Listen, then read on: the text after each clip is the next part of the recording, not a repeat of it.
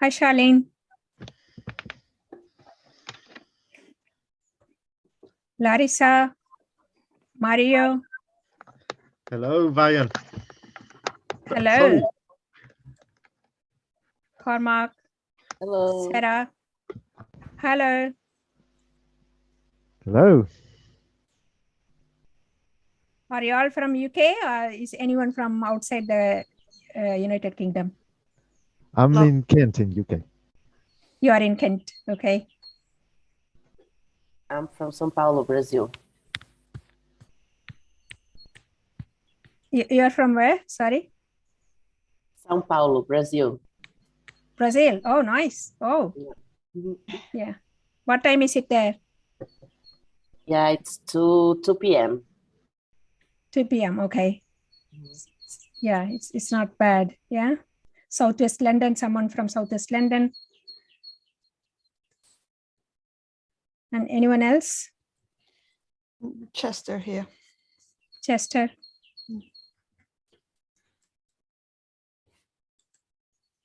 Hello. Hi, Hi. Where are you from? Chester. Oh, yeah, Chester. Yeah, you mentioned that. Yeah. Anyone else would like to say where you are from? Hi there, I'm dialing in from Zurich, Switzerland. Oh, hello. Hello from Hi. Switzerland. Hi. What's the time over there? Beautiful, very sunny. Yeah. Yeah, the sun is just setting here. Yeah. And we have Andrea joined. She's from Germany. Hi, Andrea.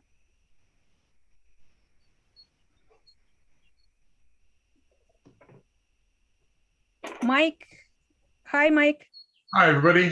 How's everybody today? Yes, we are good. How are you? Where are you from, Mike? If I have forgotten, sorry about that.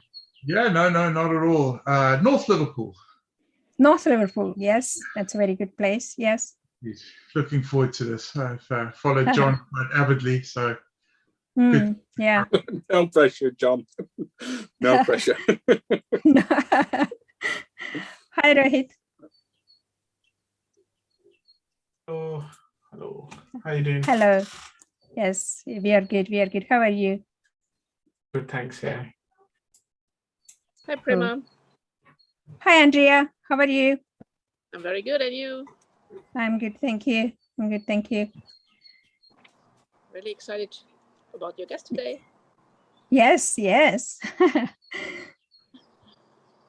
Yeah, there are quite a good fan club here for you, John. Very good. Yeah. Anyone else would like to say where you are from? Should we start? Yeah. Oh, go on. Sorry. I was just saying I'm from the UK. Yeah, yeah. Northampton. Are you in Northampton, Rohit? No, Bedford. Bedford. Sorry. Yeah. Not far. Not far. Yeah. Tayo joining just now. Hi, Tayo.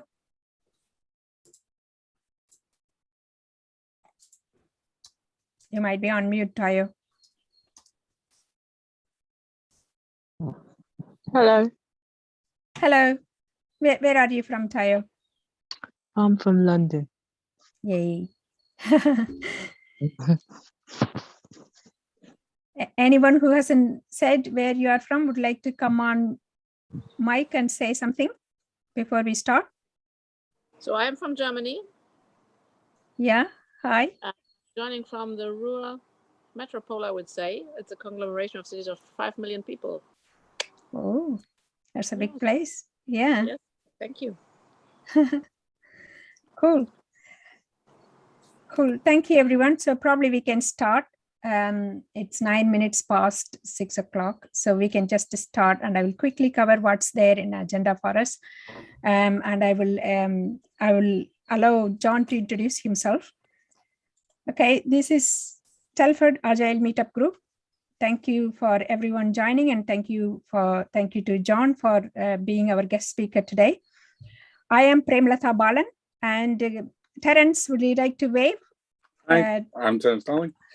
Hi, you are not on camera, Terence. Oh. Probably for the Terence, best. yeah, Terence is the co-host. We both have been hosting this meetup for a few years now. Terence, do you like to move the slide to next? There we go. Cool. What we have got today is just, this is it. By 10, we will hand over to John Smart, who is the lead author of the book, Sooner, Safer, Happier. And it's an amazing book. If you haven't picked up, please do. And we will hear about what's the book about and what his experience and his suggestions are anything that he would like to share with us about what he has pretty much put it down in that book itself. We will let him introduce himself so that we can hear a little bit more about his background. And then at 6:55, we will have Q&A with John. There will be 45 minutes of Q&A. So please go ahead and be brave and ask all your struggles and all your questions to John, and he's more than happy to answer all your questions. And then I will cover what's next, and we will wrap it up at 7:45. Okay. Yeah. Okay. Cool. Thank you. Oh, Sorry. over to you, John. You can share your screen. You Right. can share. Yeah. You can introduce Thank you. yourself and share your screen. Thank you very much. And thank you, Andrea, for your comment in the chat. That's very kind of you. So let me share my screen. There we go. Quick thumbs up. You can see that? Yes. Yeah, nice one. Yeah. Thank you. So, yeah, thank you for inviting me to speak at this Telford Agile meetup. It's very kind of you. I guess it's Easter week this week with the Good Friday. So I imagine I've been getting lots of out of the office email responses. So I imagine there's lots of people who are on holiday this week or vacation this week.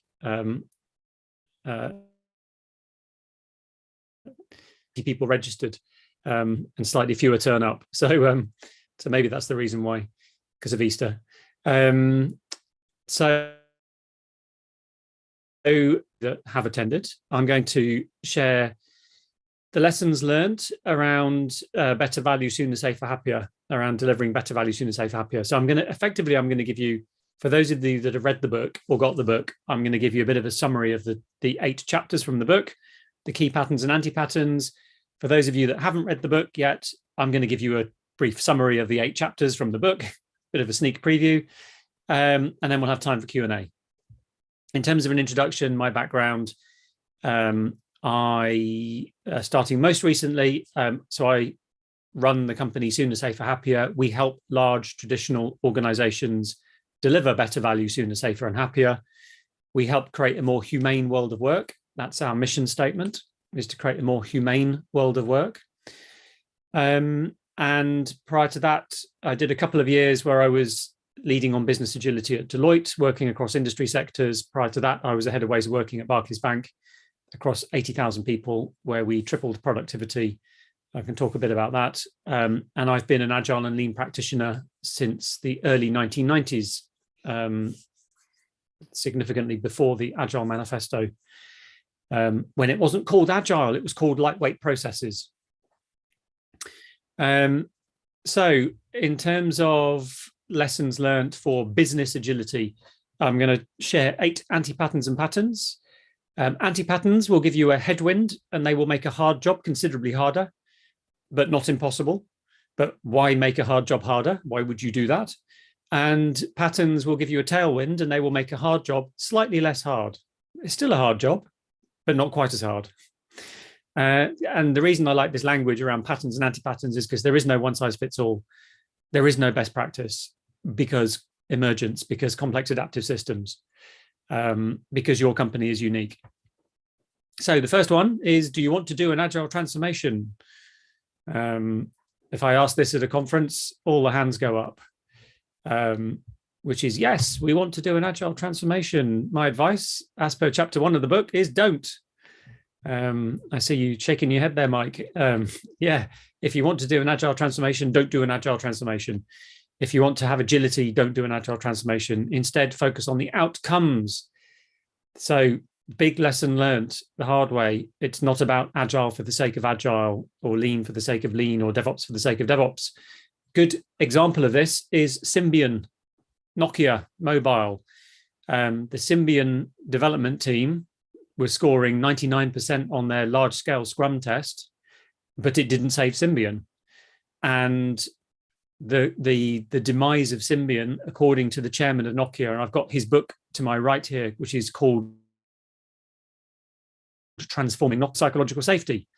So you can do Scrum all you like, but with a lack of psychological safety, it ain't going to save your company. It's not about agile. So there's lots of companies who are doing agile transformations. There are lots of companies who are inflicting agile upon poor, unwitting tens of thousands of people. That's not the best way to move forwards, because then what do you measure? You measure how many agile teams do we have? How many product owners do we have? How many teams are doing stand-ups? Even worse is if you try to have some kind of agile maturity model, which is even worse. I have been there and I have made those mistakes. So the anti-pattern with the red background, this gentleman is here to install agile. Finally, treating it like an upgrade to your operating system. No, it doesn't work like that. I've now installed the agile methodology. Unfortunately, it won't work until you've uninstalled your 20th century industrial mindset. As per the thing at the top, it's 80% culture, it's only 20% process. You can Scrum all you like. It isn't going to help necessarily. Culture, the behavioral norms are far more, carry far more weight, are far more important. So the outlook for every company I've worked with are, first of all, better, which is quality and building quality in. Second is value, which is, I find it good to measure value through OKRs, objectives and key results. Value is unique. It's unique to your company. It's unique to what you're doing. Sooner is the heart of agile and lean. It is minimizing time to learning. It's flow. It is lead time, concept to cash, throughput, a count of items of value, and flow efficiency, which is the amount of time that work is being worked on during the course of the lead time. Now, flow efficiency, most large companies have a flow efficiency of 10% or less, which means that work is waiting 90% of the time, which is frankly shocking. And most companies are not measuring it. So most companies are not even aware that for knowledge work, work is waiting 90% of the time. And I think if most companies were aware of the fact that work was waiting 90% of the time, they might want to do something about it. So flow efficiency is important, measuring it is important, making it visible is important. And on throughput, so as you reduce your lead time, Little's law, your throughput will go up, the count of the number of items of value will go up. My advice is don't allow the throughput to go up by the same amount as you've reduced the lead time. So if you've halved lead time, throughput shouldn't double. Take some of that time back to do innovation, continuous improvement. Like, what we don't want is a feature factory. We're not about churning widgets off the end of the assembly line. That's an anti-pattern. So you might halve your lead time, your throughput will go up, but take some time to innovate and speak to the customer and do continuous improvement and improve the system of work. So you shouldn't see a one-to-one correlation between lead time reduction and throughput increase, would be my advice. Safer is continuous compliance, agile, not fragile. This is Sarbanes-Oxley, PCI, FCA. These are regulators, financial services, 220 regulators globally, healthcare, bunch of regulators. If you've got any customer data, you're regulated. So basically every company is regulated. This is not leaking customer data onto the internet. And then happier is happier customers, colleagues, citizens, and climate, because improving ways of working is not at any cost to the planet or to society. These are a set of balanced outcomes, and that word balance is really important. The State of DevOps report has shown that companies who reduce their lead time, the mediocre performers, the quality goes down and the happiness goes down. And that's because they are forcing people to do things quicker rather than actually improving the system of work. So then, well, you know, we're just working longer hours, or we're just being forced to do things quicker. So of course, quality goes down and happiness goes down. So you need to have a set of balanced measures. And in my experience, these balance each other nicely. So you end up in a virtuous circle, a virtuous upward circle. You reduce lead time, it's complexity that fits in your head.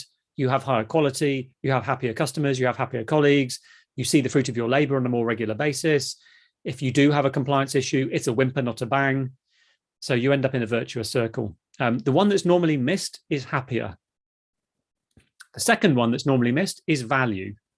So if you're using the Accelerate metrics, there are 4 metrics in the Accelerate book from Nicole. First of all, and I've got a lot of respect for Accelerate, a lot of respect for Nicole. Number one, it's kind of IT centric. And number 2, it's missing happier. So, you know, I see companies kind of put up the 4 measures from Accelerate, but where's happiness? So just think about that one as well. From a previous role across tens of thousands of people after 3 years, we saw a 20 times improvement in quality. We saw a 3 times improvement on average on lead time. The best teams were 20 times quicker. We saw a positive compliance trend, and things were a whimper, not a bang, if something did go wrong. And we saw the highest colleague engagement scores and happier customers. So that's the size of the prize from doing this at a bureaucratic, traditional 300-year-old company with 80,000 people. You can do it. And it takes time, like years. And that's a key message for senior leaders. This isn't a 12-month gig. You know, this is a 3, 4, 5 forever gig. Off the gas, the weeds grow back. The anti-pattern is agile for the sake of agile, lean for the sake of lean, DevOps for the sake of DevOps, cloud for the sake of cloud. That's the anti-pattern. In terms of what you measure, that's what you measure. You measure better, sooner, safer, and happier. That's what you measure. Now, these are deliberately fuzzy. These are deliberately grayed out because these are live production reports. The one on the left, it was a report that was sent to senior leaders once a month, and it had, as you can see, like a positive green trend, a negative red trend, aligned to a few metrics that matter around quality, time to value, safety, and happiness. And it's transparent. So each value stream or business unit can see their, how the other business units are doing. So you end up with a bit of friendly competition. And using the beyond budgeting kind of mindset, there's a bit of stack ranking going on there. So that the highest performing teams at the top, the least performing value streams at the bottom. Nobody wants to be at the bottom. Again, with the right culture and a positive culture, that can work quite well. On the right is a self-service dashboard. Happens to use ClickView as the technology. We had over 100 metrics, and you could do teams of teams. You could look at the whole organization. You could look at the business units. You could look at the value streams, the team of teams. You could correlate happiness to quality to lead time. You could look at the highest performing teams, the teams who are beginning their journey with charitable intent. So you could, and then we could do cellular mitosis. We could then ask somebody from one of the highest performing teams to go and sit with some of the teams who are beginning on the journey. And so we have internal coaching. So you don't need hundreds of external coaches. You end up with internal coaching. So data, lesson learned, data. Super, super, super important. And measuring it across the company. And it's hard to do it. When's the best time to start? When's the best time to plant a tree? 20 years ago or today? So if you haven't already started on this in your company, start, because it will take you, a number of years to get to the point where you have a good coverage of data and good quality data. In the meantime, use proxy measures, use good enough type measures would be my advice. Lesson learned number 2 out of 8. Do you want to scale agile? Yes, of course we want to scale agile. All the hands go up in the conference. Who wants to scale agile? Yes. Who is scaling agile in the company? Yes, we are. Don't. If you want to scale agile, don't scale agile. If you want to scale agility, don't scale agile. Instead, continuously descale the work. If you think about it, descaling the work is scaling agility. Achieve big through small. So this is the anti-pattern. Are you sure this is what the client wants? We've been building it for 4 years. Of course, it's what they want. This is the sunk cost fallacy. Well, we've already spent 30 million on this thing. We have to keep on going. Instead, run an experiment, cheapest cost of failure. Fantastic. Now we know it doesn't work, and we figure that out in about a week, ideally. So the green line is a Kubler-Ross curve. It's a peak of excitement, the trough of disillusionment, and then you climb out of the hole. So if you do a big bang in your company around an agile transformation or a lean transformation or a whatever transformation, if it's a big bang, you will get a very long and a very deep dip in that curve. You will have a period of chaos. Typically, time T2 is typically 18 months to 2 years when it's like a big bang pivot at a company. And typically, the CIO, the CEO, or the COO has lost their job before time T2. It's the half-life of a CIO is shorter than time T2. And it's because, there's too much chaos, this agile thing doesn't work for us, and then you're set back 3 years, and it's like new leadership, new management, traditional ways of working, sequential stage gate, and you set yourself back many years. So instead, that little yellow line, lots of little J curves, lots of little Kubler-Ross curves, think big, start small, learn fast. You will get further faster. And smaller is quicker, smaller is faster, bigger is slower. Some people will say, but we don't have time. We need to do a big bang because we don't have time. Well, no, you don't have time, so you need to start small. If you do a big bang, it'll take you longer and it'll be harder. And this is because people have a limited velocity to unlearn and relearn, and you cannot force the pace of change. So the pace of change is determined by the speed of unlearning. So how do you increase the speed of unlearning?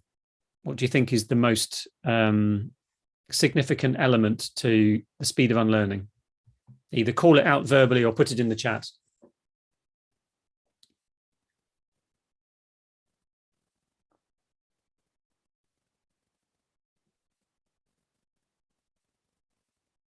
Culture, yep.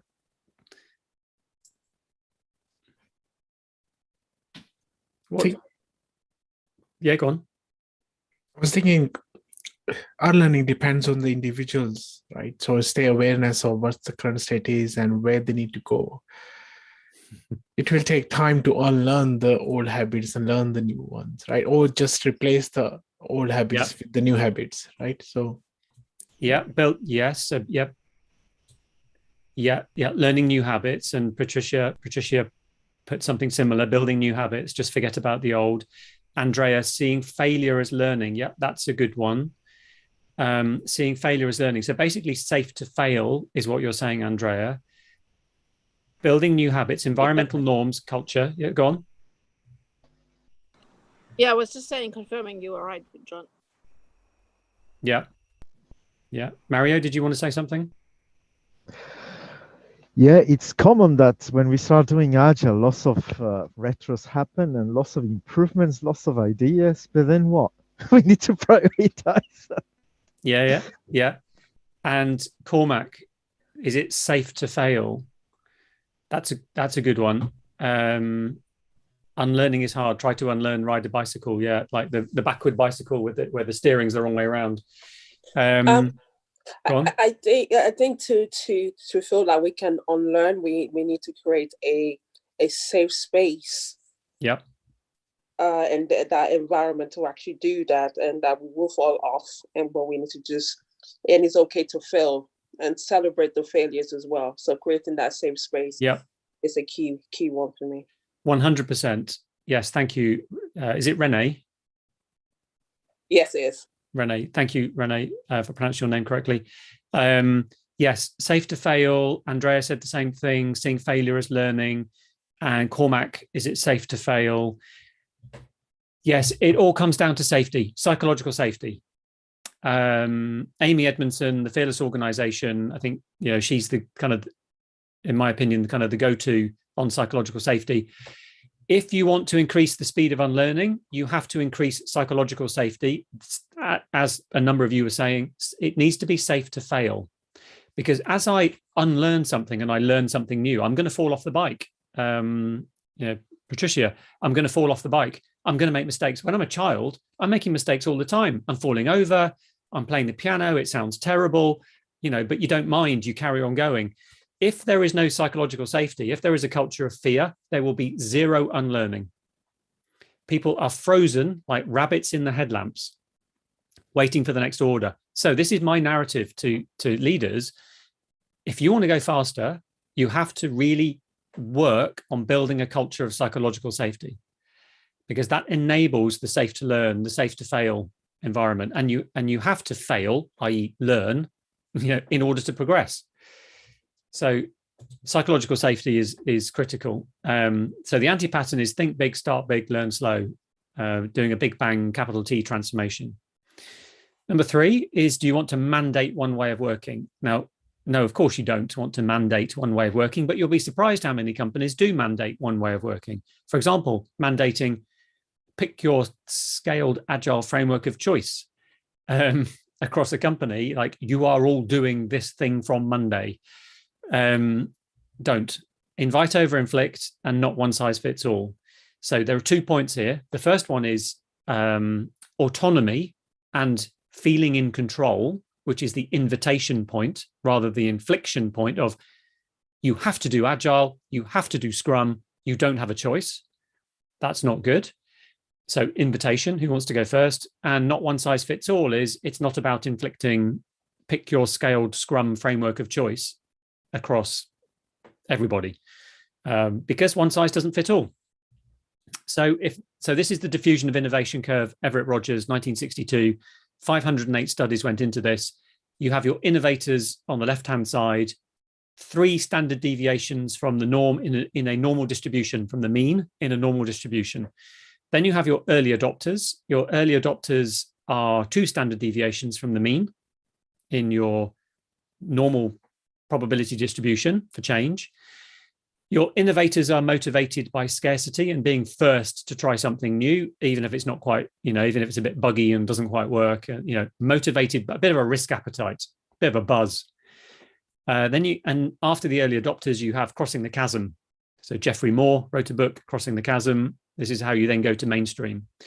You then have the early majority. The early majority are sitting on the fence. They're waiting to see, do these people disappear in a cloud of smoke, or do they get recognized and rewarded? Then you have your late majority. What are those weirdos up to? And then you have your laggards. I just want my fax machine back. Thank you very much. And your laggards are your skeptics, the last to embrace change. The anti-pattern is, attention everyone, we're all going agile tomorrow. You'll be surprised, or maybe not surprised, how many companies do that. Instead, start with your innovators. I'm going to support that lot over there first. Start with your natural innovators. And the way to identify your innovators is invitation. Hey, we really want to improve our delivery. We want to deliver better value sooner, safer and happier. Dear organization, this is really important that and so who wants to volunteer? Who wants to go first? It's like, oh, thank goodness, because we've been trying to do this despite this company for the last 10 years, not because of the company. And now we can do it with the company, not, asking forgiveness, not permission, and actually taking some personal risk to try to do things better. So another good way to do this is a community of practice, a COP. If you have an agile COP or a DevOps COP or a lean COP or a ways of working community of practice in your company, that's another really good way to identify the champions. And then you get behind the champions. You give them support, you give them coaching, you give them encouragement, recognition, reward, incentive, and you prove it in your context. Nail it before you scale it. And then you have to communicate 3 more times than you think you need to, and you're a third of the way done. Fill in that crossing the chasm with social proof. Change is a social activity. We are social creatures. And so what is needed in your organization, never mind what happened at another company, is, oh my goodness, like, you know, people are so much happier and they're seeing their value 3 times quicker and the customers are so much happier. And there's no way I would ever go back to the previous way of working, which is what I hear people say all the time. And you have newsletters and town halls and you communicate it and brown bags and so on and so on. And then the people who were sitting on the fence come off the fence. The people who were the critics start sitting on the fence, and you get a bit of a gravitational pull over to the left. Now, what I found is as you get past the tipping point, as you get past the, you know, the 40, 50, 60% mark, people who are more conservative, more traditional, who are more skeptical and are laggards and have a low risk appetite and want to go last, they really don't like being the odd ones out. Nobody likes being the odd ones out. So what I've seen is this mad rush when all of a sudden the laggards, the people who are kind of, you know, come to me last kind of people, all of a sudden it was like, we're in, you know, and there was like this rush at the end because they realized that the rest of the organization had embraced better ways of working. They realized that now they were the odd one in all the reporting, you know, and the lead time and the flow efficiency and the happiness, they were an outlier. Don't want to be an outlier. I want to be with the herd. It's survival instinct. It's neuroscience. You know, we want to be with the gang. So there was a mad rush in. Innovators love being the odd ones out. Laggards don't. So the trick there is you have to keep the innovators on the bleeding edge. So, and I also started to see this when better ways of working became the norm. Some of our innovators started, you know, switching off. Yeah, because they were no longer the crazy ones dancing on the hill. So you've got to find another hill for them to dance on.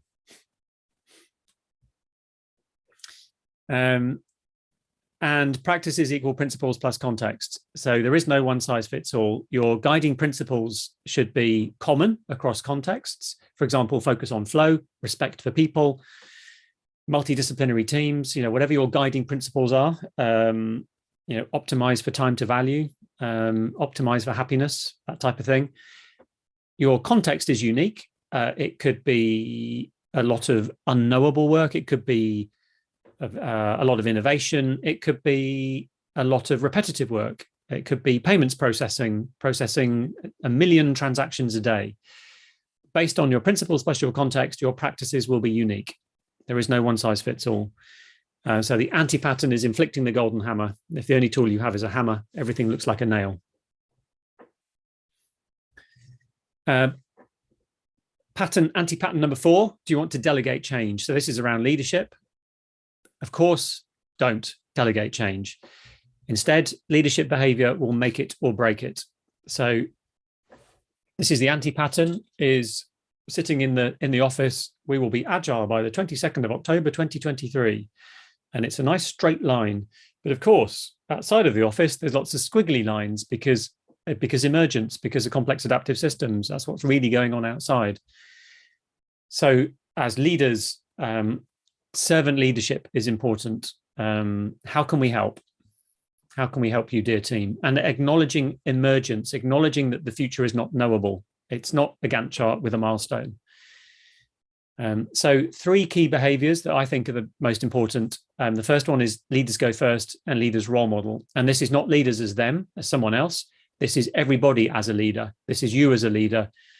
This is leaders at all levels. Greta Thunberg at school was an amazing leader. You know, she doesn't need to be the CEO of a company to be a leader. So leaders at all levels, role model. The second one is psychological safety, the number one characteristic of high performing teams. And the third one is an emergent mindset. So as leaders, this is acknowledging that the future is not knowable. We cannot predict the future. Having a Gantt chart with milestones, which we came up with at the point of having learnt the least, does not optimize for reality. So there's usually a journey for people to go on, to go from a very deterministic, I think we can plan the future, to an emergent, let's have hypotheses and experiments. There's usually a mental journey to go on with people on that. And it's people, process, tooling in that order. So a mistake that companies make is it's process and tooling and they forget about the people, the culture, or it's tooling led let's roll out Jira and Jenkins or Azure DevOps. And hey presto, we're agile. But actually, it's mostly about people. The anti-pattern is changes for you, not me, not role modeling, command and control, inflict over invite, and a culture of fear. Pattern number 5 is, do you want to do water scrum fall? No, of course you don't want to do water scrum fall, but you'll be surprised how many companies do water scrum fall. So, you know, we've got that, the teams in IT are doing scrum, but we've still got big upfront planning. We've still got annual planning. You know, we've still got a project initiation document and requirements, and then sprint, and then a big bang delivery at the end. Instead, build the right thing, outcomes over output. So the anti-pattern is a focus on velocity and story points. We hit our target of 60 arrows per minute. Yeah, great, fantastic. You know, we've got a velocity of 60, but we're just firing them into the ether, and building the wrong thing quicker makes you wronger, to use bad grammar. The pattern is we hit an actual business goal. So what we want is the most value in the shortest time with the least effort, with the fewest story points. Most value in the shortest time. And so this is another made up word, which is from productivity to valuativity. And valuativity is most value in the shortest time with the least effort. We don't want productivity. The definition of productivity is the number of units of output per unit of input. And that works in the age of mass production, the age of oil and mass production, building widgets on an assembly line, but it doesn't work in the age of digital. We don't want to just produce features off the end of an assembly line. We don't want a feature factory. And so there's a move from role-based silos to value streams, i.e. multidisciplinary teams of teams aligned to the flow of value. There is a pivot from output to outcomes. OKRs are a good way, I believe, of expressing outcomes when you write them as an outcome hypothesis.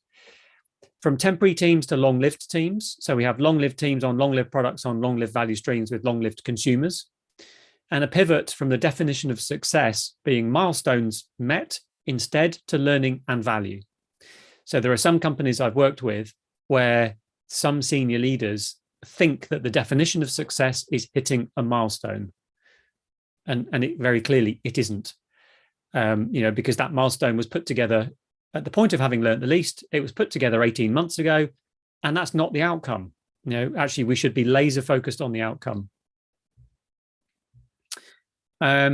So there's two key components here. There's time to value and there's value. So when we're optimizing for flow, we want to look at both the time to value and the most value. So first of all, on time to value, this is about multidisciplinary teams, team of teams. This is value streams, also known as tribes, fleets, crews, whatever. You know, there's banana. There's different language used for this. I like the term value stream. It's multidisciplinary teams of teams. There are long-lived products. Value streams are nested. Spotify never got big enough to realize that they needed nested tribes. As a one product company with something like 30 teams at the point that Nieberg wrote that article about squads, tribes, chapters, and guilds. And at the bottom of that article, he wrote, by the time you read this, we will be doing something different and this will be out of date. So don't copy the so-called Spotify model. So there are long-lived teams of teams aligned to the flow of value, aligned to the consumer. They are nested, and there are long-lived products. Down the bottom, we have a shared service value stream. The shared service value stream is supporting the consumer-facing value streams above. For example, HR, data, cloud, finance is a shared service value stream internally in the company. So by having multidisciplinary teams, we are optimizing for the soonest time to value, left to right, flow efficiency. And then we apply our OKRs. So we'll have strategic multi-year OKRs. We will have business unit multi-year OKRs. We will have annual OKRs. Then we have quarterly OKRs. So this is elephant carpaccio. We're slicing the elephant thinner and thinner. Multi-year, annual, quarterly. Within that, I would advise to have monthly experiments or initiatives or epics, whatever word you want to use. Within that, weekly iterations. Within that, daily stories, and then hourly tasks. So you slice, slice, slice, slice, slice. And then you've got a super fast feedback on your strategy. You've got a super fast feedback loop. So on the right, you're optimizing for the most value going up the right, because we've got an early indicator if we're on the right track. And with this model, you've got high alignment and high autonomy.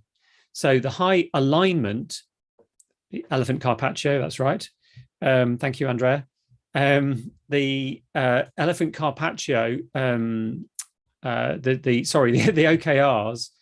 OKRs provides high alignment. And what that means is we're a multidisciplinary team, and we're all aligned. We've got a very clear set of North Stars, like a breadcrumb trail of North Stars. We all have the same goal. And humans are motivated by incentive, reward, and avoiding threat. So being very intentional about incentive is really important. You need to be very intentional about incentive, and think about the incentives in your company.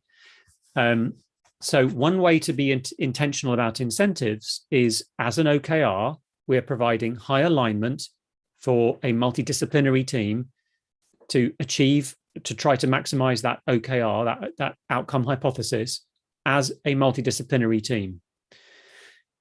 So that's high alignment. And then we can have high autonomy because we have a very clear goal to achieve. We can have high autonomy. And this is where you need minimal viable guardrails. There are some guardrails, some things are not negotiable, the control environment in your company. So the trick there is getting the minimal viable guardrails right, so it's not one size fits all. The anti-pattern is not value stream aligned, predetermined output over outcome hypotheses, and agile projects. A project plan with sprint 10 times in the middle. Anti-patterns. Number 6 out of 8 is, do you want one size fits all controls? I'd advise that you don't. You'll be surprised how many companies do. And this is speed and control. This is build the thing right. So this is governance. This is GRC, governance, risk and compliance. Sarbanes-Oxley, PCI, information security, cyber, data privacy, all of that kind of stuff. And the usual anti-pattern is compliance. People in control type roles are incentivized, basically, if in doubt, to say no. And we've interviewed quite a lot of people in these roles, and they have said that there is a lack of psychological safety in those roles, like InfoSec, cyber, data privacy, anti-money laundering, fraud, compliance. If in doubt, say no. So the usual feeling is, I wish compliance wouldn't slow us down. You know, we're trying to go fast here. So the pattern is, the better the brakes, the faster you can go. So you need to have good brakes. And this is about, again, minimal viable compliance. This is right-sizing the control environment in organizations. So it's not the lowest common denominator. The most risky, stupid team in the last 300 years of history has led to this, 300 years of audit points. So we have like 5,000 control points that everyone has to comply to, and it takes 2 years to get any value out the door because we've got 5,000 control points. I'm exaggerating, but only slightly. So instead you have minimal viable compliance. So what I have found to work here is, you take your quarterly business outcome as the unit of discussion, and then you might have 10 product teams in your value stream, and you have one safety team. And that safety team is a multidisciplinary safety team. They are a secondary specialist team. InfoSec, data privacy, anti-money laundering, fraud, compliance, maybe even enterprise architecture. And they are the specialists around these types of topics. There is a catalog of risk stories, and it is not one size fits all. So if you're the product owner or the value stream lead, you have a conversation with the safety team, or as a team, you have a conversation with the safety team, and you say, this is what we're building in the next 3 months. It is internet facing payments processing with customer contact details and credit card details. Right. A whole load of controls are going to apply. because we've got customer names and addresses, we've got PIN numbers, we've got, CCV or CVV numbers from credit cards, whatever it is. We're going to have to do two-factor authentication, encryption of data at move, encryption of data at rest, a whole load of control points. Alternatively, we're building the restaurant menu for the staff canteen. Right, okay, crack on. We don't need to speak. I don't care if we're hacked, because people will find out that we're having lamb for lunch. It doesn't matter. So that's what I mean about right-sizing the control environment. There are two control points: engage and validate. Engage is a portfolio control, which is where we are happy that your OKR is aligned to strategy and you're actually about to spend company money building something in the right direction. You haven't gone rogue and doing some crazy thing with no alignment to strategy. The validate control point, ideally as much automation as possible with that, is automating that the mandatory risk controls like two-factor authentication have been implemented and tested.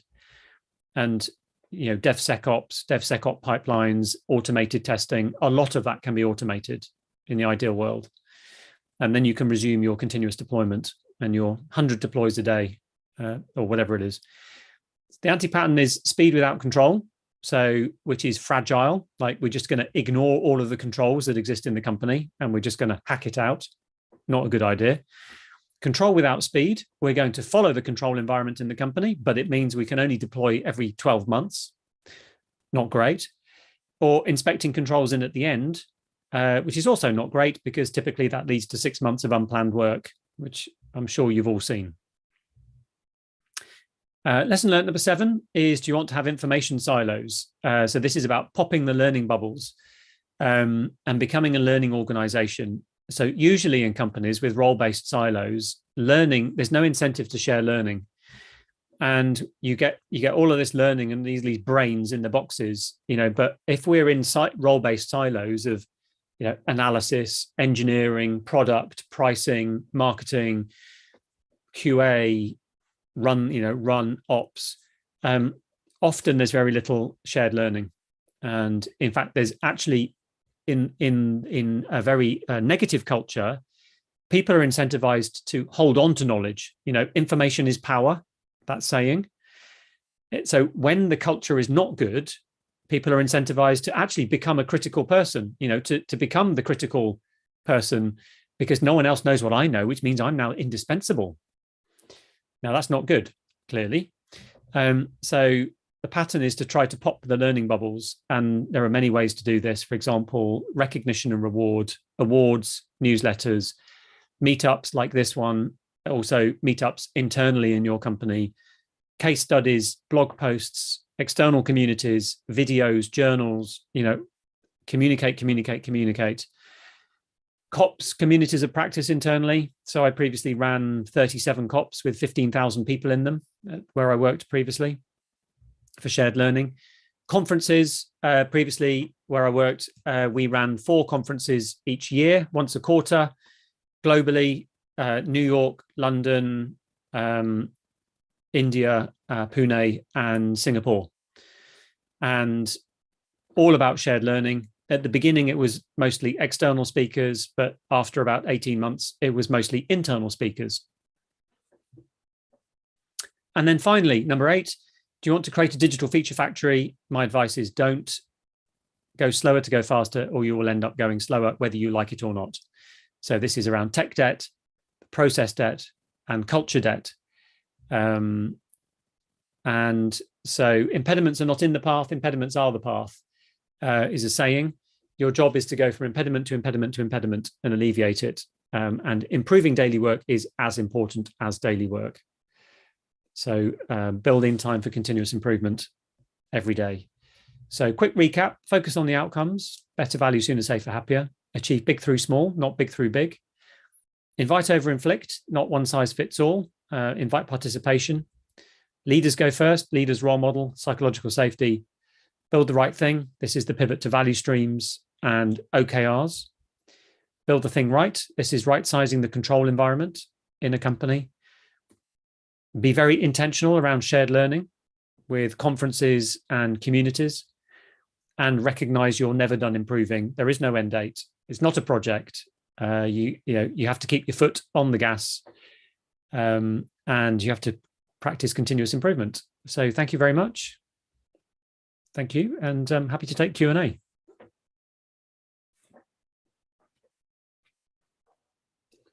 Okay. So Thank you. Thank you, I'll John. try and do my best at some moderation. So if you have got a question, raise your hand and I'll come to you and get you to ask your question, or you can put it in the chat window.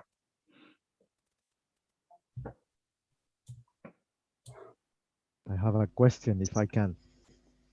Hi, Mario. Mario, first up. Hello. There we go. Excellent. I need to read your book. I haven't actually, but it sounds very. It's just telling me that I've done many wrong things. And the thing that strikes to me is we all want to do transformations and we all want to start from the top because this is what management usually pushes to do. And it's always better to start small, team by team, building up. But at some point in time, we're going to do scaling, correct? And this is where it gets very tricky because, for example, I come stuck with this situation because I have many squads, which I call them the vertical. One is some are clients of others, and it's very tricky when they're doing services rather than we're not doing software development. It's petroleum engineering and oil and gas and stuff like that, facilities management, oil rigging, all that kind of stuff. So the $1 million question, there is no visibility for the long-term planning. It goes into years because they have to plan wells years in ahead. They have to plan facilities years in ahead. They have to plan services, maintenance years in ahead, etc., etc. So as a consequence, they have this traditional project management driving these stupid agile teams and boards, which in the end, they prioritize nothing. There is no visibility about real dependencies because someone else is driving the plans. And guess what? The plans never work because they always crash. And they have this frozen plan that is never frozen. It always cracks. So it's impossible for these guys to visualize. No, sorry. It's impossible for them to plan because we're not visualizing the high level plan, which is what you're showing, the OKR thing that needs to be prioritized year by year, quarter by quarter, that kind of stuff. So at some point in time, we have to scale. How to break up this chicken and egg situation of try to visualize the big picture, but don't start with the big picture. Yeah, there's a couple of things in there. So a few thoughts spring to mind, and there's a couple of things you touched on. So the first thought is start with why. So what are the outcomes we're trying to achieve? So this isn't about agile. This shouldn't be about agile for the sake of agile. And you mentioned an energy company. So be very clear on why. Why? So agile is not why. That's not the reason why. So what is the reason why, and what are the measures of success? Usually it is quality, value, time to value, safety, and happiness. So let's get clear on that. Step number one, start with why. Once we're clear on the why, everything becomes a whole lot easier because then it's not about agile and rolling out agile. It's about, hey, empowered teams and people with coaching and with support around multidisciplinary ways of working, not just agile, but agile, lean, DevOps, theory of constraints, system thinking, customer journeys, jobs to be done, design thinking, CX, EX, DX. So with a multidisciplinary coaching, as opposed to all I can coach you on is Scrum or Kanban, with multidisciplinary ways of working coaching, it's then about coaching, supporting people that are in the thinking process for them to optimize rather than sub-optimize, to improve the ways of working in order to achieve these set of outcomes. And in some cases, it will be agile, but in other cases, it won't be. It will be lean. So in the case of we've got to we're going to drill a well, and it's in the case of dirty energy, oil, and absolutely, there's a multi-year lead time of, there's an auction for a part of the North Sea. We win the auction for the North Sea. It takes us, 2 years to build an oil rig and float it out there.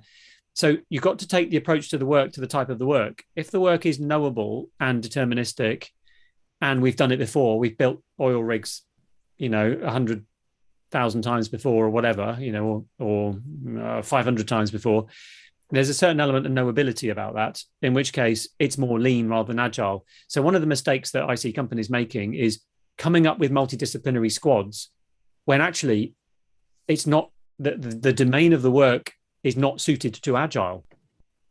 We don't need multidisciplinary teams. And this is where Cynefin comes in. So Cynefin, Dave Snowden, if you're not familiar with it, it's Cynefin, Welsh word. It's worth, I reference Dave Snowden and Cynefin about 3 times in the book. It's a really great way to think about, if the type of work is emergent, unique, unknowable, we've never done it before, that's the sweet spot for agile and multidisciplinary teams. If the type of work is knowable and we've done it 1,000 times before, like payments processing, or maybe drilling a well, although each well is going to be relatively unique to some degree in terms of problems that might happen, then you'll take more of a lean approach. And lean is going to be more about eliminating waste and standardized work. Agile is more about increasing variability. And the last thing you want is standardized work. So agile, variability, lean, minimize variability. So you have to take, work moves around the domains. So you might start agile, new product, new thing, and then you go to lean production, and then you have a shallow dip into chaos when something goes wrong, and then you're back into agile, and then you're back into lean. So first thought is, so that's the second thought. The first thought is, that I said, is start with why. Be clear on the outcomes you're trying to achieve. Agile is not the answer. Number 2, take the right approach to the type of work. And then my third thought around the word scaling, it's actually like it's a fractal pattern. It's an infinitely scalable pattern. And actually what you need to do is descale and then aggregate the descaling, if that makes sense. It's an aggregation of descaling, because you can't, in complex adaptive systems, they're not reductionist. You can't take the watch apart and put it back together again in human systems. Acting on the system changes the system. Acting in the space changes the space. People have a memory. So start small, nail it before you scale it. Think big, start small, learn fast, prove it in your context. And once you find the patterns that work in your context, repeat. And you have an S-curve profile. So 1 team, 2 teams, 3 teams, 4 teams, you get to 5 teams. Okay, I'm starting to see some patterns now. Now we can go 5, 10, 15, 20. We get to 20. Now we can go 20, 30, 40, 50 teams. And you can increase the gradient of change, because now you've created a pathway in your company, and you've created neural pathways, and people have started to unlearn, and finance have come on the journey, and audit have come on the journey, and procurement have come on the journey. So there's three thoughts, 3 thoughts to your question. Brilliant. Thank you so much.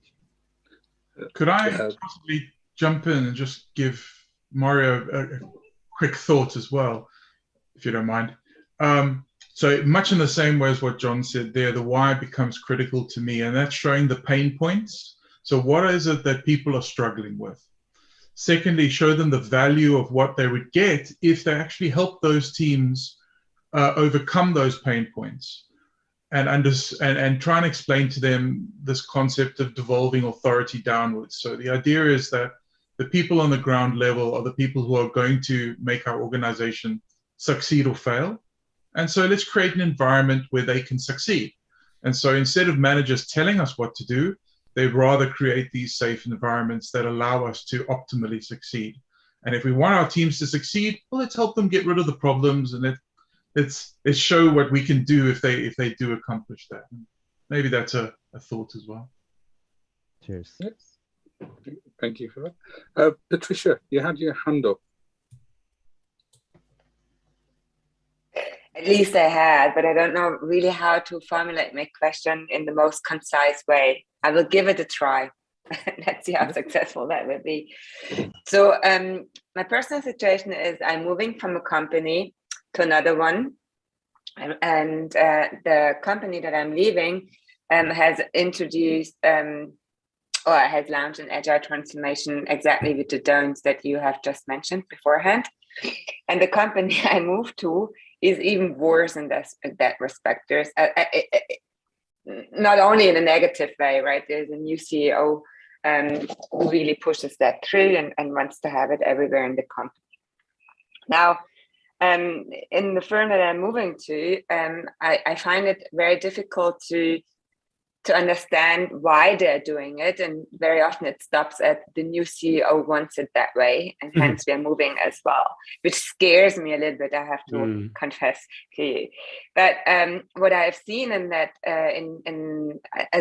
one of the biggest differences of how they do that transformation, or let's start maybe with the similar things. In both cases, they took in an army of consultants from one of the top 4 or 5 to do that at a space that was not really suitable to the people on the ground. Right, the sprint zero of thousands of people all at once, and a kind of tricky in my view. So that's similar. But the difference in how to support the learning process is in company A, the people that were doing, the formal trainings, the COP, setting up COPs, the networks, bringing people together and creating, allowing, and even enforcing, and not enforcing, but fostering the social learning beyond that traditional training. It was all done out of one hand. So agile coaches, learning specialists, etc., they all formed one part of agile change, right? And that was their product launch. In the company B, there's a really short cut between the formal training required to make people agile, let's put it that way. The formal training is sitting with a really traditional old HR department, centralized, pushing it on the people. They're forced to go through these trainings to keep their job in the new world, so to say. While the whole coaching capability and let's say also the experience with having launched and lived agile is sitting somewhere else. So then I'm wondering if you have seen such cases and if there is any realistic way of how to deal with this dualism, pushing agile onto people by a central HR department versus the organic growth and learning as you go. Yeah. So I think thank you for that question. And I think my view is it isn't one or the other. It isn't only top down or only bottom up. It has to actually be both. It has to be both top down and bottom up. And you join them up in the middle so you don't miss out middle management, which is usually what happens. And then, however, that top down and the bottom up, it should still be a case of think big, start small, and starting small, with one kind of connected, CEO -1 team. So you do need both. You need an incentive from the top table. The incentive should be, we want to improve our outcomes, not we're going to mandate agile. You mentioned, there are some strategy houses usually involved, and usually the strategy house executive committee on the word agile. So quite often the A word is coming from the strategy houses who have sold it to the leadership team. So then it's all about, agile is a silver bullet. Agile is amazing. Agile will help you to save, 50% of your costs, and you'll deliver value 5 times quicker. Twice the work in half the price for half the time. Hurrah! And it's unrealistic usually, and it's a bit of a silver bullet, and usually what I observe, it's usually a top-down infliction. So what, depends how brave you're feeling, to do something about that would be, hey, dear CEO, can I have a chat? Can I have a meeting with you? Or whoever the sponsor is at the executive committee, and say, I love this topic. I'm fascinated in this topic. I have some experience in this topic from other companies. I'm just interested. Why are we doing this? What are the outcomes? How are we measuring success? That question. How are we measuring success? That's a good question. Number of agile teams? I'm not really sure. Or worse, number of people trained in agile. I mean, what is that metric saying? Nothing. Yeah, nothing. And it's exactly. And I've made that mistake as well, where in the past we trained too many people with agile ways of working too soon. And it was even worse than doing nothing, because people did some Scrum training and then they didn't use it for another 18 months. Yeah. So I've made that mistake. So what I would suggest is buy a copy of my book, Sooner, Safer, Happier, take it with you to the CEO and hand it to them. I'm kind of joking on that, but I'll happily send you a few copies to hand to the executive committee.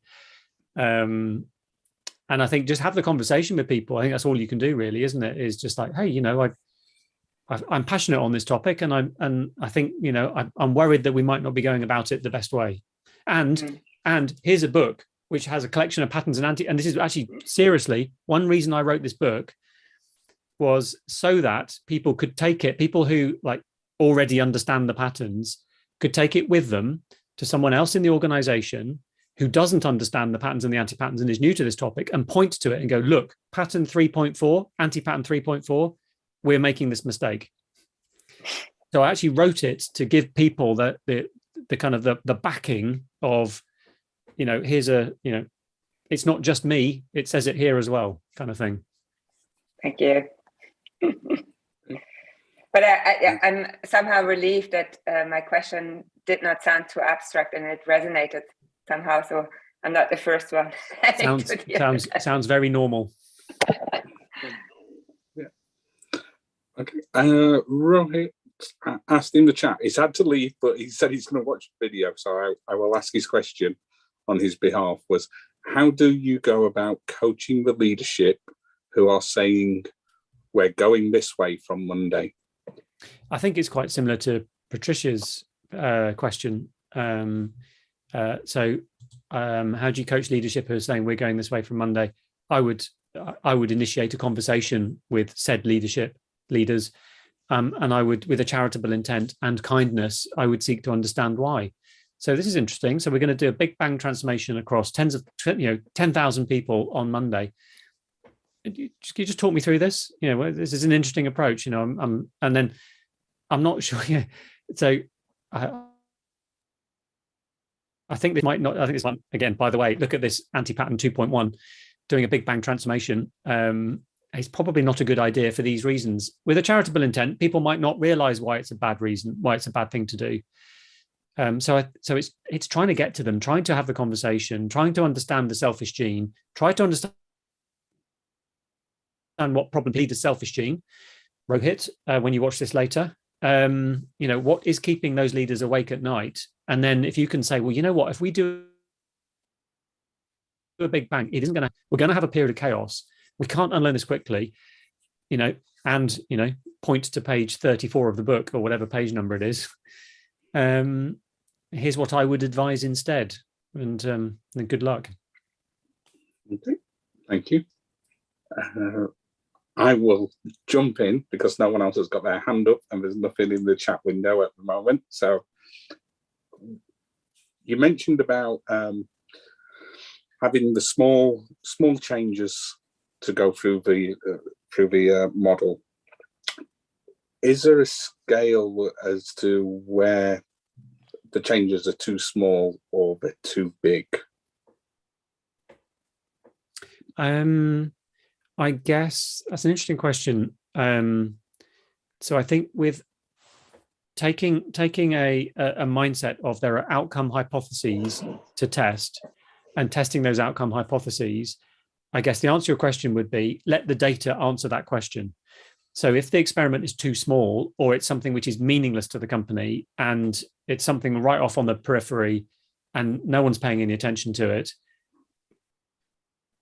and it doesn't meaningfully move, it doesn't provide a social proof point, then it's too small. And if it's too big, then again, it will take too long for you to see an increase in quality, a reduction in lead time, an improvement in happiness, because it's not a 200-person problem, it's a 5-person problem.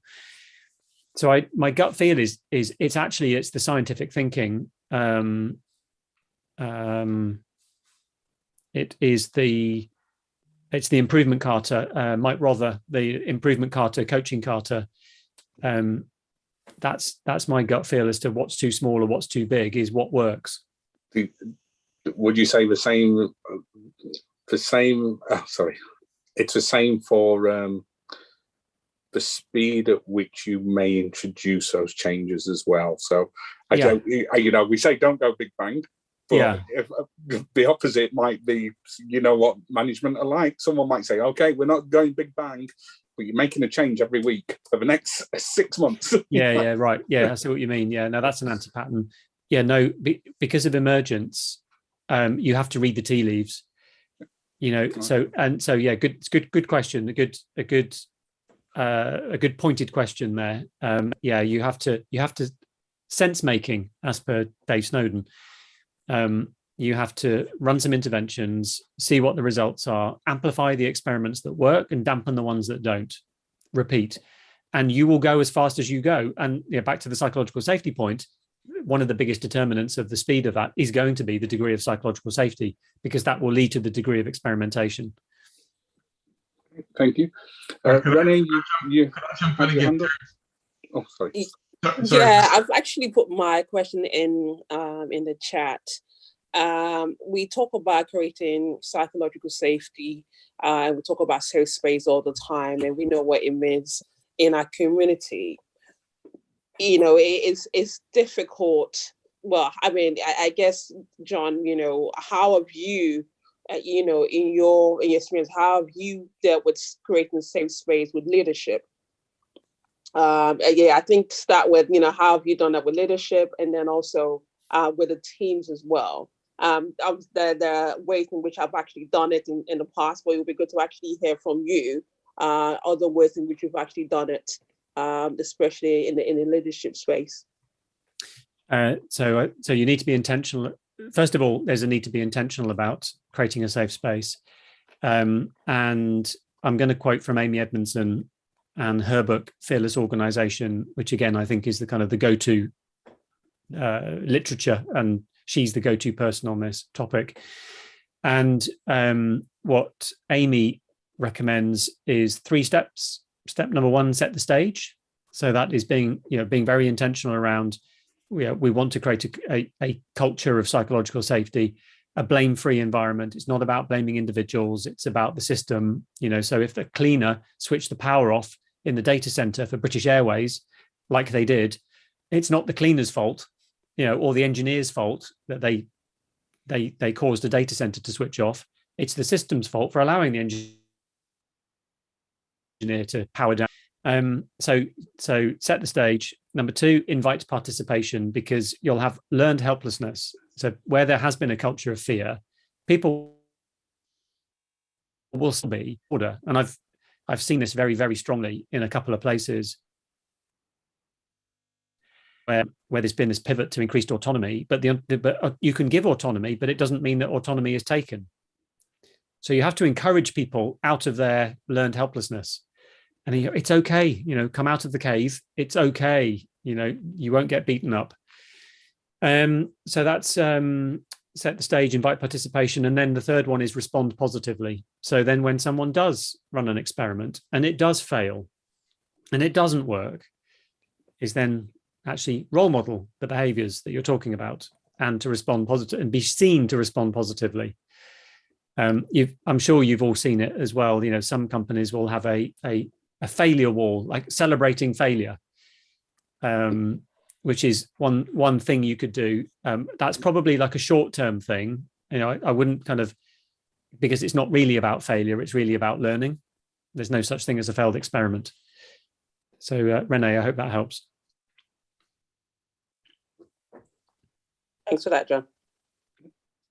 Now, Mike, I know. Sorry, Terence, you're moderating, but Mike, I know you wanted to say something previously. Yeah, so I had a quick note in the chat to Terence, but we basically just said what you said, which was, if you are going to do experiments, some experiments fail, and actually a failed experiment is a successful experiment because you've learned something. Dave Snowden talks a lot about multiple parallel experiments in order to try and understand something in an inherently uncertain domain. And so as long as you've learned something, even if it's that the thing that you're trying isn't the answer, then that's great. You've narrowed down the possibilities. Yeah. Okay. Thank you. Patricia's put in the chat window, what's the biggest difference in your view that senior middle management and so-called contributors need to learn differently on their agile journey? I see in most companies a learning journey split between these groups, and I wonder why they are so often separated.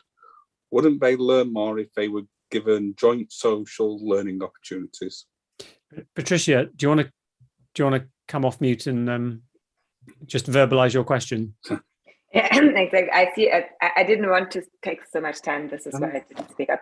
I see in different companies the same approach. Like for the learning part, they are constructed learning journeys by role. So that is then on the, let's say, tools and process level. For example, product owner, scrum master, whatever. So this is then very simple, and this is for the folks, right? And then the training opportunities that are more kind of leadership trainings for the more senior folks. But what I rarely see is social learning opportunities, with all the vulnerability which comes with it. That those two groups are learning together and exchanging together. And I was wondering how that could, or if it makes even sense to break that up and put them more together, because you also mentioned beforehand your conferences in-house where people that brought together, if that was also one of the intents you had when organizing them. Yeah, thanks for the good question. I think my personal feeling, it's not either or, it's all of the above. It's and. So I think it's all of the above. So I think the joint social learning, and actually that word joint social learning, there's multiple versions of joint, as in there's the multidisciplinary teams, which are joint. So actually someone from product, someone from pricing, someone from marketing, someone from engineering, someone from operations. So there's the joint by role silo, and there's joint, as per your question, in terms of, am I a senior leader, middle management, or at the team level? So I think there's a couple of versions of joint there.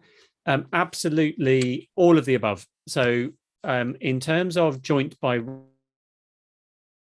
role silo, people should be the learning interventions, and it's not just classroom training, it's also learning on the job and it's coaching. Absolutely, so much better if multidisciplinary teams are learning together. And just to hear the voice of the other role, we all need to work together to get the job done. And I want to hear your perspective. In terms of senior, middle, and team level. So I think it's a bit of both. I think there's some shared learning, which is everybody together in a room. And that could be show and tell. It could be a Gemba walk. It could be brown bag. It could be a conference. And then I think because of the nature of what you're doing day to day is different, I think it is worth going deeper with senior leaders, because obviously the more senior you are in a company, the bigger your shadow, the more you can incentivize the types of behaviors that you think are right. And this is Western cultural typology, pathological culture, bureaucratic culture, or generative culture. Leaders, without, even subconsciously, hire, promote, pay, recognize people that they think are in the image of themselves and they think are good. And so that can lead to a pathological culture in some companies. So you actually, and I posted on this recently on social media, you end up with neuro homogeneity. Yeah. You end up with companies which are everyone's neurologically very similar because people hire in the image of themselves. Yeah. So sometimes we are X, we are all very scientific. We are all very creative. I hear that type of comment. So anyway, my point being, senior leaders, bigger shadow. I think it is important to go deeper on the cultural type awareness. The more senior a leader you are, that doesn't mean that you're not doing that at the middle management level, and everybody's a leader. So everybody should understand the types of behaviors which are to be encouraged and which are good, and the types of behaviors which are not good. And I think it's even more important with senior leaders and middle management in terms of coaching. Carter, your role as a manager is actually to coach, not to tell, not to dictate. It's to remove impediments for teams. So I hope that helps. Thank you.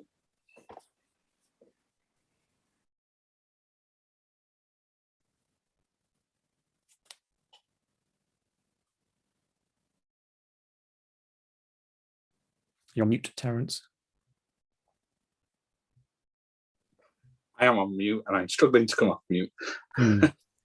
Has anyone else got a question for John before I jump in with my questions?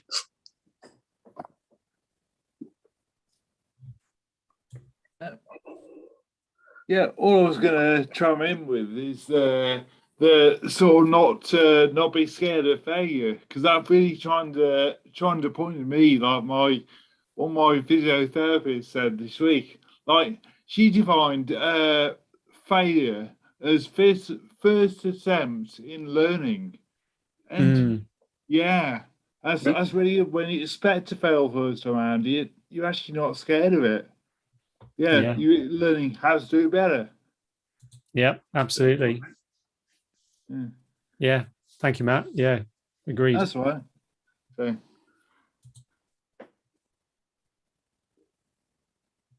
So I'm in quiet, so anybody else can chime in. Yeah, I was going to ask about the innovators and the chasm and the social aspect. Do you feel that occurs with any particular type of change, or only certain types of changes, John? All change is my view. So like I said, 508 studies went into the diffusion of innovation curve. It's how, in my opinion, in terms of what the Everett Rogers research, it's how humans embrace change. And when you draw, just another thought, so interestingly, it's a normal distribution. Is the first interesting point. It's not a Weibull distribution. It's not skewed. It's pretty much centered. And then the second interesting observation is when you draw a normal distribution as a cumulative probability distribution, guess what shape it makes? It makes an S-curve shape. And so, I've learned this the hard way, and I've seen it again and again and again. It's like, oh my God, like we keep seeing this S-curve profile. Basically, the gradient to change is low to start with, and then it accelerates, and then it tails off 80-20 rule. So I think it applies to all change for humans at scale, and you end up with this S-curve profile. So my advice to people normally is cater to play to the S-curve. Don't try. And there's a picture in the book on this where there's a mistake we made, which is we tried to have a too steep a gradient to change to start with. And what happens is you just end up with new labels on the same old behavior.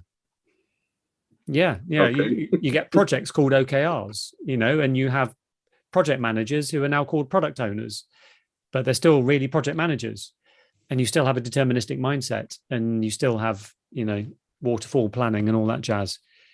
So yes, I think it applies across the board. Thank you. Okay, Mike, you've got your hand up. Thank you, Patricia. Thank you, Renee.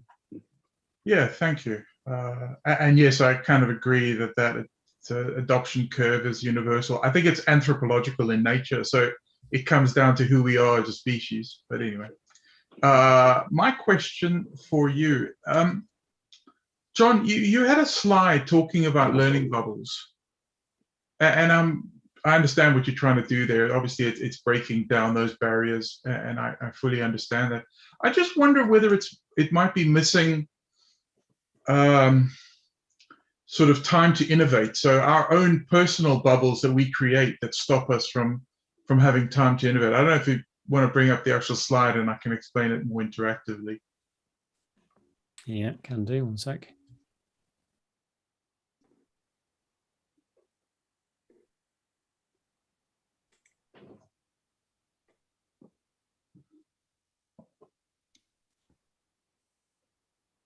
Yeah. So I think it was that one there where you were talking about sort of the communication, and I was wondering whether the self shouldn't be in there as well. You talk about recognition, which is great, and meetups and other ways. But if you want to dissolve learning bubbles, it's not just dissolving learning bubbles by what you can do to dissolve them between groups. You want to dissolve learning bubbles in the person as well. Is there any value in that thought? Yeah, I guess just thinking out loud on that, I guess I touched on that with the example of information is power, and people will hoard it. You know, in a bad culture, people will hoard information and make themselves like, you know, what is it in the Phoenix Project? Is it Brent or Brett? You know, who's the with a bus factor of 1. Yeah. You know, the person who makes themselves indispensable by not letting everyone else know what they're doing, or making their work so hard to find, or, you know, if you're an engineer writing code which is impenetrable and not understandable if you're a software engineer. So I think I touched on that verbally, and so just to expand a bit on that, I think that's where the multidisciplinary teams helps. And in particular pairing or mobbing. So to expand on that a little bit, actually, one practice that I found to work quite well is for each ticket on a board at the team level is every ticket has to have 2 avatars on it, not 1. So every piece of work has to have 2 people on it. And that's, you know, whether that's IT or not IT. Yeah. In a multidisciplinary team that can, and in fact, there was one particular scenario I was in where we went to great lengths to do that. We had a rule. We had a team charter, and part of that team charter was we would have 2 people on every ticket, and that meant that there was no single person dependency. It meant that there was an incentive to work together, to share knowledge, and we end up with a better product. We end up with a better outcome because it's more diverse thinking process as well. You get more diverse opinions coming in. So yeah, I agree. Yes. Yeah, for sure. So maybe articulating it a little bit better. If I look at dissolving learning bubbles, everything that you have there, those 4 points really are around bubbles between groups or bubbles between a person and groups. And I'm just thinking maybe there needs to be an intra-personal bubble as well, which is I need to have the safety and the impetus to be able to learn myself as well. And so this idea of time for innovation, I think, might fall neatly in there as well. I think that's yes, I agree. And the incentive. So, you know, as creatures, we are motivated to seek reward and avoid threat. So I think incentive comes back to this as well, because if you're incentivized to learn, and if you're incentivized, you will learn, and you will share learning. If you're not incentivized to learn and you're just incentivized to do your job and keep in your box, you know, then there are some people who will just do that and stick in a box and do their job, and maybe not be terribly happy or engaged at work. 100% agree. And in fact, what you said a little bit earlier about unlearning, I think one thing you really hammered on was this safe to fail environment, which I 100% agree. Without that, we're inhibited to be able to unlearn anything. But Yeah. I think there has to be push and pull factors for us to try something new, whether that's intrinsic or extrinsic motivation or both. But there has to be something pushing us to try something new. It does, yeah, because we have to break through fear. We have to break through uncertainty, fear. I might fail. I might lose my job. I might not be able to pay my mortgage or my food or support my family. So that there actually has to be quite a significant incentive. And also on top of that, as you said before, the person who says, well, I'm a tester, I'm happy to be a tester, I've done manual testing all my time and I don't really want to change. I know I have the opportunity to, but I don't really want to. Yeah. And sometimes it's good to give them a nudge and push them out of their comfort zone and ask them to try something new. Anyway, with support and safety and encouragement and incentive. Yeah. Prem, I can see you've got your hand up as well. Yes. Hi, thank you. I was just typing some answer for Mike, which I can probably type as well. My question, I will focus on my question here. Okay. My question to John here is, how can coaches create a psychologically safe interaction with the leaders so that leaders can feel safe to fail themselves? Yep, good question. One thought is guiding principles and first principle thinking. So if you can articulate, so what I advise, and this at the company you are currently working at, Prema, this has been done, and I can point you to it if you're not familiar with it. Articulate some guiding principles. And so, for example, one of those guiding principles will be foster psychological safety, because it is so important. You know, it's, as we know, it's like the number one determinant of high performing teams. It will determine how fast you can unlearn and relearn. So I would articulate that as one of a limited number of guiding principles. Little tangent, little side note.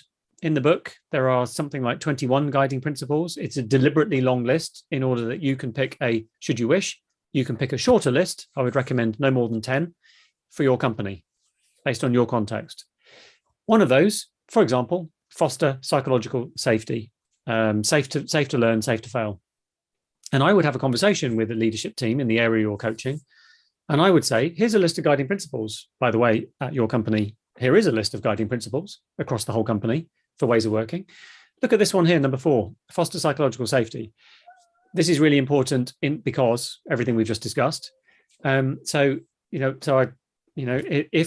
in terms of your vested interests, you want better outcomes, you want to deliver higher quality value sooner, safer and happier, we really need to double down on this. So I've spoken to a few people, I'm hearing that there's room for, positively worded, there's room for improvement on psychological safety if you have a very dictatorial command and control type culture. I'd have the conversation with the leaders and then there needs to be buy-in to that. There needs to be buy-in and there needs to be role modeling. There needs to be coaching of the senior leaders with a feedback loop. And something you can do there is one way to get a bit of a feedback loop is you can ask the leadership team a bunch of questions. How much psychological safety do you feel exists in this team and this business area? You can ask colleagues, 300 people, the same set of questions. How psychologically safe do you feel? And then look at the gap. Typically, the leadership team will overrate themselves and they will say, yeah, we're like 9 out of 10 for psychological safety. Typically, colleagues will say, no, it's about 5 out of 10. And it's like, and then you have a conversation on that gap. And what are we going to do to close the gap? Yeah, that's a good way to, yeah, absolutely. Thank you, John. I will sneak one last question in, if that's okay. Which was, in your presentation, you showed the metrics that you'd used at a company and almost like a league board of who was doing best and who was doing best. Do you feel that having that type of board, it may be better to group similar departments who are maybe getting the same sort of scores, and therefore not have someone who's dead at the bottom who may become disenfranchised with the whole thing about, they're always last. It's good question. So improving ways of working is a my belief. It's a series of ninja moves and culture hacks. And the ninja moves and the culture hacks will depend on your culture and your company. So you do what works in your company. So that kind of beyond budgeting style stack rank, the goal is to be in the top 3, not an absolute number. That works in some cultures and it doesn't work in other cultures. Now, the culture of that company, it works incredibly well. Right. And the second time I sent it out, the area down the bottom of that table gave me a call. Previously, we're not interested. And then all of a sudden we're interested. Okay. Along with Can the I ask if it was a financial institute? No comment. And also the pivot from like agile being the headline to better, value, sooner, safer, happier being the headline. It's like, oh yeah, no, I don't want any agile, but yes, I do want better, value, sooner, safer, happier, but don't talk to me about agile because we've had 3 failed agile transformations in the last 5 years. I don't want to talk about agile, but I do want value sooner. So sounds good. Exactly. So there's a change in the narrative, and that now in your culture, if your culture is more friendly and collaborative and maybe less competitive, or that competition would be perceived negatively, then don't do it. One other very important point in terms of the high performers at the top and the teams who've made less progress at the bottom, just to be clear, they are not absolute amounts. They are a vector metric, and you can compare vector metrics. Some areas will be very legacy, mainframe, COBOL in technology. Others will be, super funky front end iOS development, mobile phone, whatever. However, if you go from 12 months to 6 month lead time on mainframe, and you've gone from 4 weeks to 2 weeks on mobile, it's the same improvement. Yeah, you've halved it. So that's the trick. They're all vector metrics. Then none of them are absolutes. Cool. Thank you very much. Yeah. Right. I stole the last question. I think we are exactly on time. How's that? So I do have. Oh, Prem, do you want to do this bit? Okay. Yeah. Are you going to share the slide deck? I was going to get everyone to come off mute. Yeah. And to put their cameras on, potentially, and just to give a round of applause to John for such a great presentation and talk. Thank you so much. Thank you so much for taking your time out and then coming and sharing your experience and answering to all the questions and the struggles that people are going through, and then wanting to learn and wanting to ask from you and wanting to take the sharing, the learnings that you are sharing with us. Thank you so much.